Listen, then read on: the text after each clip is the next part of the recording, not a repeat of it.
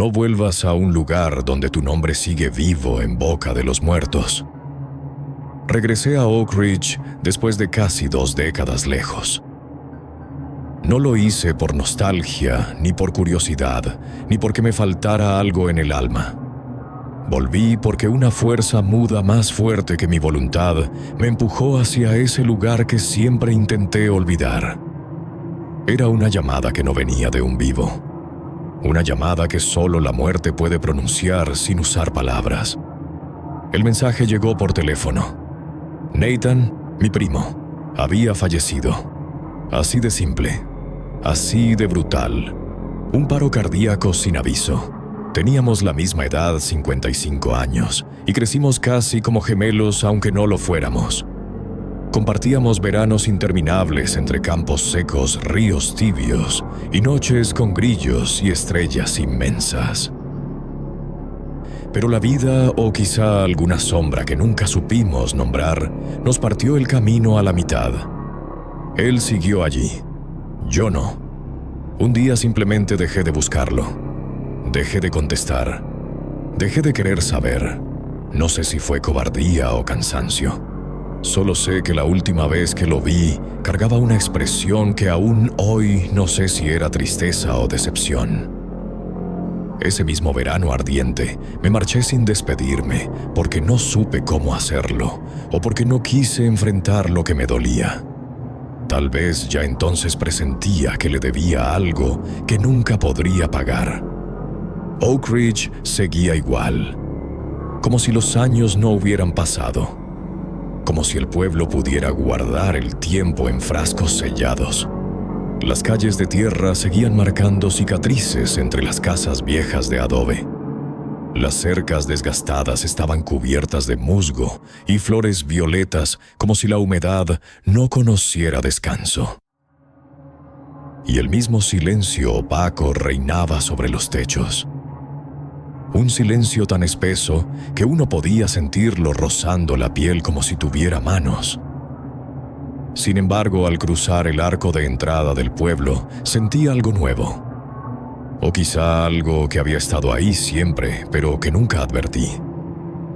Era una pesadez particular, un peso invisible que se me acomodó en los hombros, como si quisiera acompañarme adentro. El aire no se movía.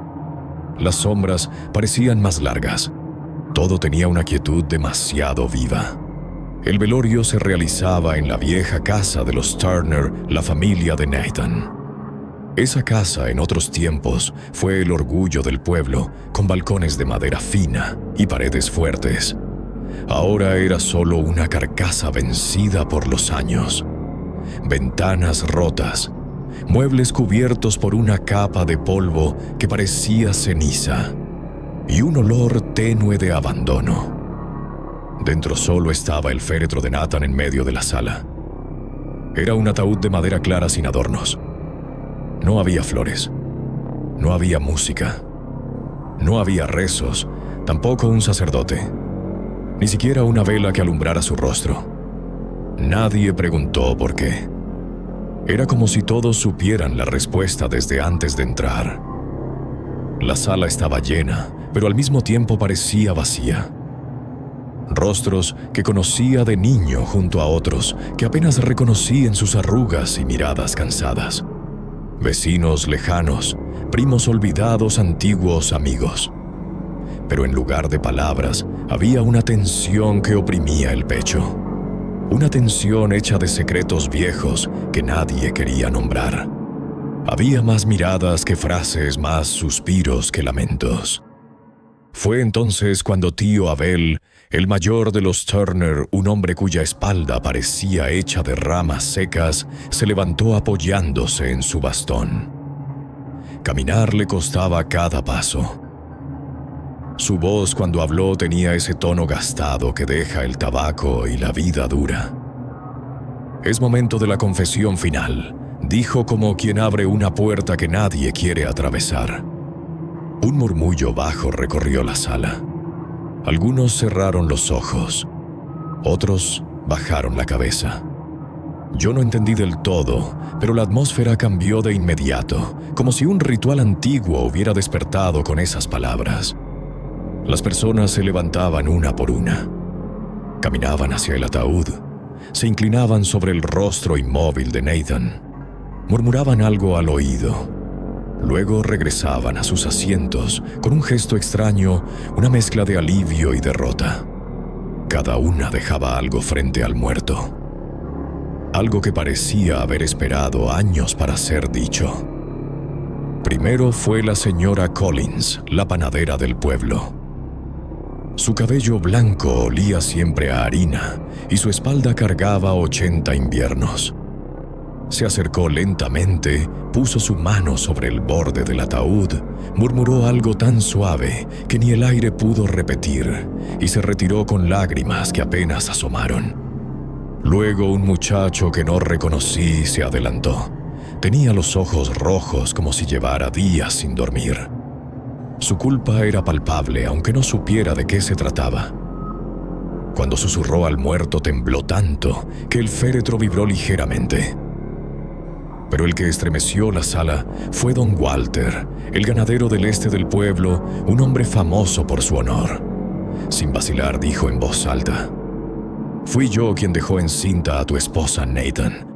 Nunca pude confesártelo. Ahora ya lo sabes». No hubo gritos, no hubo insultos, no hubo juicio, solo un silencio que pareció asentir, como si ese acto fuera parte necesaria del ritual.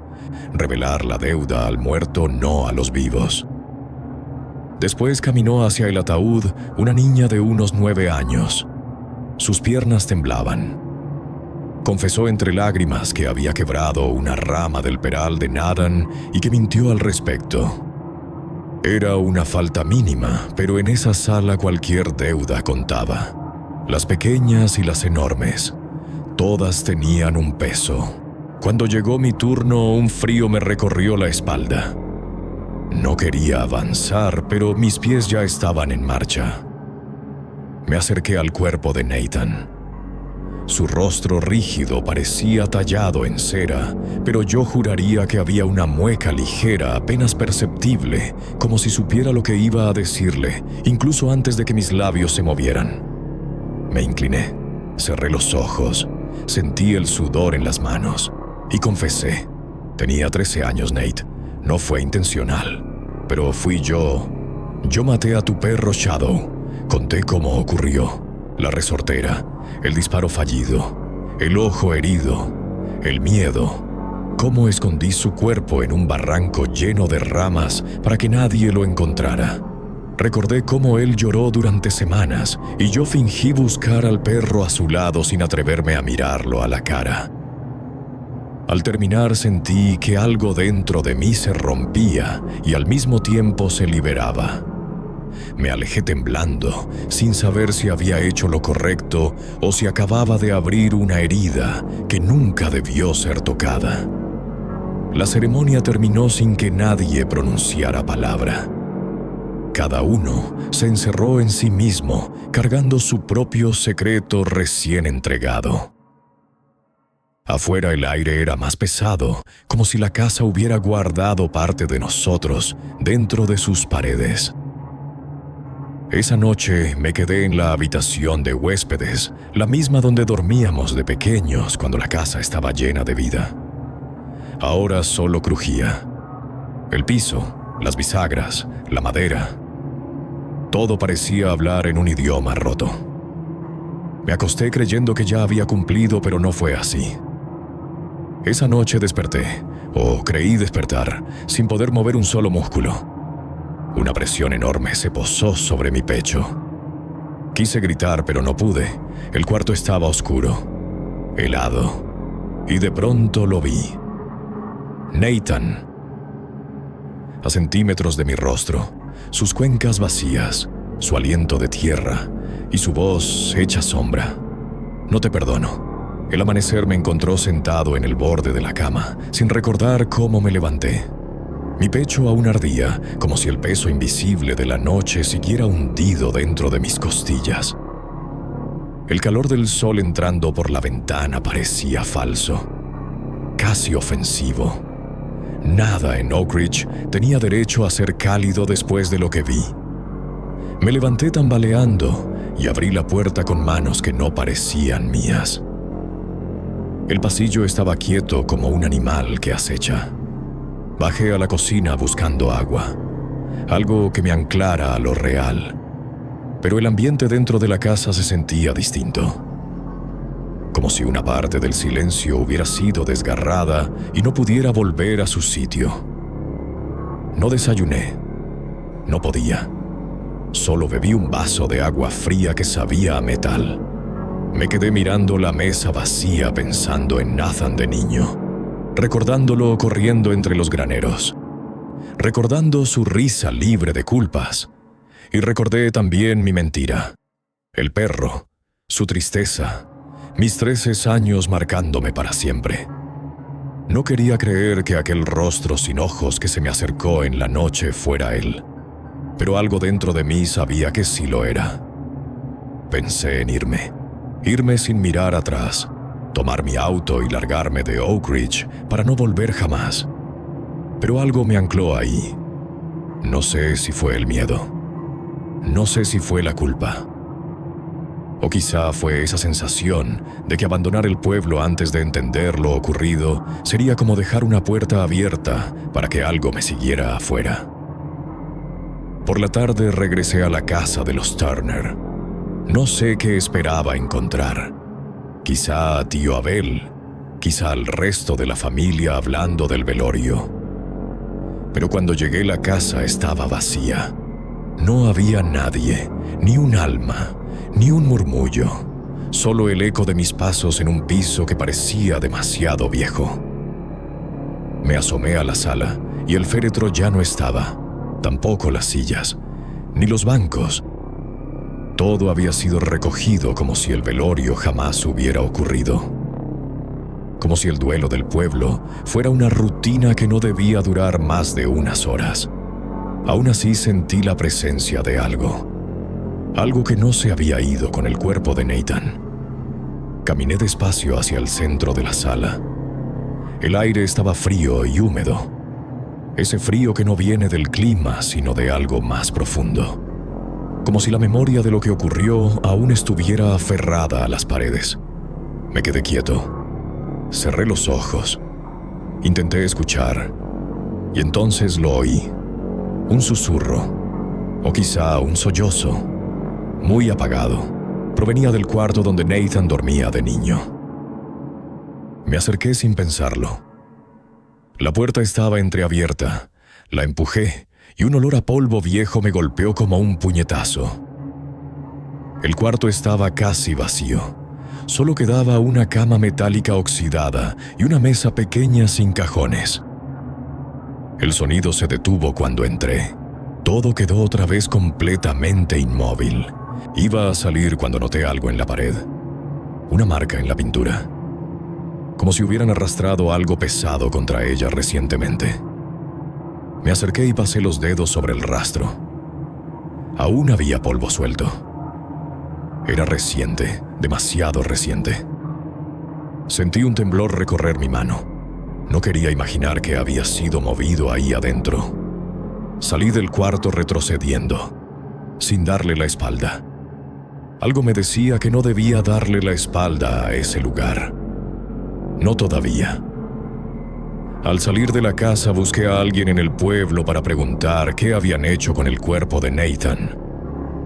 Pero las calles estaban vacías, las puertas cerradas, las ventanas ocultas tras cortinas. Oak Ridge no era un pueblo silencioso por naturaleza. Ese día lo era por decisión. Encontré finalmente a la señora Collins en la entrada de su panadería. Me acerqué a preguntarle si sabía dónde había sido enterrado Nathan. Ella evitó mirarme y solo respondió: «Aquí no se habla de esas cosas después del tercer día». «¿Después de cuál tercer día?», pregunté confundido. «Del día en que el muerto oye». Y entró a su panadería sin darme oportunidad de entender. Regresé al hospedaje al caer la tarde. No tenía hambre, tampoco sueño. Me quedé sentado en la cama mirando el techo mientras la luz se apagaba por la ventana. A medida que la penumbra avanzaba, sentí nuevamente esa presencia que se había posado en mi pecho la noche anterior. Eran cerca de las 11 cuando escuché el primer golpe. Un sonido seco contra la pared. Luego otro y otro. Como si alguien golpeara con nudillos lentos, insistentes. No venía de afuera. Venía del pasillo. Y luego más cerca. Y luego justo detrás de mi puerta. El corazón comenzó a golpearme dentro del pecho. Me levanté muy despacio, sin hacer ruido. Pegué el oído a la puerta. No escuché nada, solo mi respiración temblorosa. Pero cuando di un paso hacia atrás, la puerta se movió sola. Una vibración leve, como si alguien hubiera apoyado una mano desde el otro lado. Retrocedí sin pensar. El cuarto se hizo más frío de golpe. Un frío que quemaba. De pronto, desde detrás de la puerta, una voz habló. Una voz hueca, como si viniera desde un pozo profundo. ¿Por qué no me dijiste la verdad? Me paralicé. No tuvo que decir su nombre. Sabía quién era. Sabía que la voz pertenecía a un cuerpo que ya no tenía boca para hablar. Nathan, susurré sin querer decirlo. El silencio respondió por unos segundos, y entonces se escuchó un golpe fuerte, como si algo se arrojara contra la puerta. Me acerqué un poco, pero me detuve. No debía abrir. No debía. La ventana se abrió de repente. Un viento helado entró como una cuchillada. Las cortinas se elevaron como manos espectrales. El frío se me metió en los huesos. Parpadeé una vez. Cuando volví a mirar, Nathan estaba dentro de la habitación. No había sonido. No había movimiento previo. Solo estaba ahí, de pie, a 3 pasos de mí, con esa cara sin ojos que parecía querer devorarme entero. Mi cuerpo no reaccionó. Solo mi mente gritaba. Él avanzó un paso, y su voz salió otra vez, como si la pronunciara la grieta de una tumba. No fue un accidente. Intenté hablar, pero no pude. Las palabras se me ahogaban. Y entonces Nathan se acercó otro paso. Ya casi podía sentir el aire muerto que emanaba de él. «Me mentiste», dijo. Cuando levantó la mano, o lo que quedaba de ella, mi visión se nubló. La habitación comenzó a girar. Sentí que el piso desaparecía. Un zumbido llenó mis oídos. Pensé que ahí terminaría todo, pero no lo hizo. Me desmayé, y cuando desperté era de día. No había viento, no había frío, no había Nathan. Solo quedaba esa sensación punzante en mi pecho. La certeza de que aquello no había sido una pesadilla. Y el presentimiento de que no sería la última vez que él vendría por mí. No recuerdo la última vez que regresé del trabajo, sintiendo que una parte de mí había quedado encerrada en ese cubículo gris donde paso casi todo el día. Cada vez que salgo de esa oficina, siento que el alma se me queda atorada entre los correos sin leer y el zumbido interminable de las luces fluorescentes. Camino a casa como un muñeco que va en piloto automático, mientras mi mente avanza arrastrándose, como si cargara un saco lleno de recuerdos húmedos y fríos. Las luces de la ciudad, que de joven me parecían un cielo de constelaciones artificiales, ahora solo son manchas amarillentas difuminadas por la contaminación y el cansancio. Ya no me invitan a nada. Ya no me dicen nada. Es como si el mundo entero se hubiera puesto en silencio, excepto por una presencia que siempre me acompaña dentro del pecho. Elisa. Su ausencia era lo único que no se iba. Era peor que un fantasma. Estaba en cada rincón de mi apartamento, colgada en los marcos de fotos, oculta en los dobleces de las sábanas, flotando en el reflejo apagado del televisor cuando aún lo encendía por costumbre. Su ausencia respiraba conmigo, y yo respiraba a través de ella, incluso después de un año. Esa noche, cuando empujé la puerta de mi departamento, un lugar que alguna vez fue un refugio para los dos y ahora no era más que una caja llena de eco, supe de inmediato que algo no estaba en su sitio. No era un desorden visible. No había nada tirado. Era una sensación, un tirón en la piel, una advertencia muda. La puerta que daba al balcón estaba completamente abierta. No fue solo el hecho, fue lo que provocó. El aire estaba quieto, un aire que no se movía ni aunque uno soplara. Era como si esa apertura conectara el apartamento con algo detenido, algo que no pertenecía al mundo de los vivos. El ambiente olía diferente, no a humedad ni a polvo. Olía a una pausa, a un silencio contenido.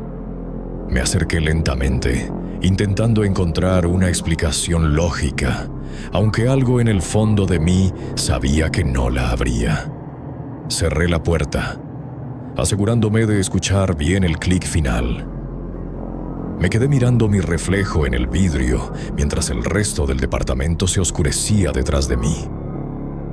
Y por una fracción de segundo, mi reflejo no estuvo solo. Había una silueta detrás de mí, algo quieto, algo que no debía estar ahí. El cansancio me venció y me quedé dormido en el sillón sin querer hacerlo. El televisor seguía encendido sin sonido, proyectando sombras que parecían moverse solas. No sé durante cuánto tiempo dormí cuando un ruido me arrancó del sueño. Un clic, preciso, seco, como si alguien hubiera movido la cerradura del balcón. Me levanté sobresaltado, corrí hacia la puerta y estaba otra vez abierta, como si nunca la hubiera tocado. La cerré rápidamente, esta vez echando el pestillo hasta el fondo. Apreté los dientes. Me dije que era el viento, aunque no había viento. Me dije que era mi imaginación, aunque en realidad no lo creía. Pero volvió a pasar. Y luego volvió a pasar otra vez. Cada vez igual. Cada vez idéntico. Yo me sentaba, escuchaba el clic, me levantaba, encontraba la puerta abierta, la cerraba. Regresaba al sillón. Y el ciclo se repetía como si alguien estuviera jugando conmigo desde el otro lado del vidrio. El frío en la sala se hizo más profundo, más agresivo. No era un frío de clima. Era un frío que parecía venir de un lugar vacío. Entraba por la piel, pero también por los ojos. La tercera vez que la puerta se abrió, dejé de tener paciencia. Dejé de tener miedo, me harté. Fui hacia ella con rabia, dispuesto a cerrarla con tanta fuerza que la madera se astillaría si fuera necesario. Puse las manos sobre la superficie, preparándome para empujarla. Entonces ocurrió. Una ráfaga invisible atravesó mi pecho. No fue viento, no fue corriente. Fue algo que pasó a través de mí. Algo frío, pero lleno de intención. Me tiró hacia atrás. Caí sobre la alfombra jadeando, sintiendo que el aire se escapaba de mi cuerpo, como si una mano invisible me hubiera golpeado con toda su fuerza. Y justo detrás de mí, escuché un sonido aún peor. Crack. Me giré. El marco de una fotografía había caído al suelo quebrándose en pedazos. El vidrio estaba hecho astillas.